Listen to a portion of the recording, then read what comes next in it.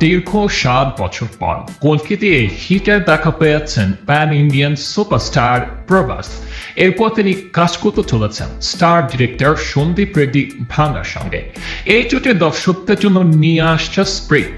গুঞ্জন উঠেছে এই সিনেমায় খল চরিত্রে দেখা যাবে জনপ্রিয় এক সাউথ কোরিয়ান তারকাকে। বাহুবলীর পর একেরা ফ্লপে থাকা খেতে হয়েছে প্যান ইন্ডিয়ান সুপারস্টার প্রভাসকে। সালারতে আবারও করে দাঁড়িয়েছিলেন তিনি। প্রশান্ত এর পরিচালিত অ্যাকশন থ্রিলার সিনেমাটি বক্স অফিসে বেশ ভালোই সফলতা পেয়েছিল। এবার কোনটি প্রভাসকে সফলতার শিখরে পৌঁছে দিয়েছে। এদিকে প্রভাসের অনুরাগীরা এখন থেকে তার আগামী সিনেমা স্পিরিট ঘিরে উন্মাদনায় ভাসছেন। এই সিনেমা ঘিরে সম্প্রতি এক নতুন তথ্য উঠে এসেছে। দক্ষিণের খ্যাতনামা নির্মাতা সন্দীপ রেড্ডি ভাঙ্গা প্রভাসকে নিয়ে স্পিরিট নির্মাণ করতে চলেছেন। এই সিনেমার খলনায়ককে ঘিরে এক নতুন তথ্য ফাঁস হয়েছে। সন্দীপ রেড্ডি প্রভাসের বিপরীতে এক বিদেশি তারকাকে আনতে চলেছেন। জানা গেছে স্পিরিটে খলনায়কের ভূমিকায় দেখা যাবে কোরিয়ান সুপারস্টার মা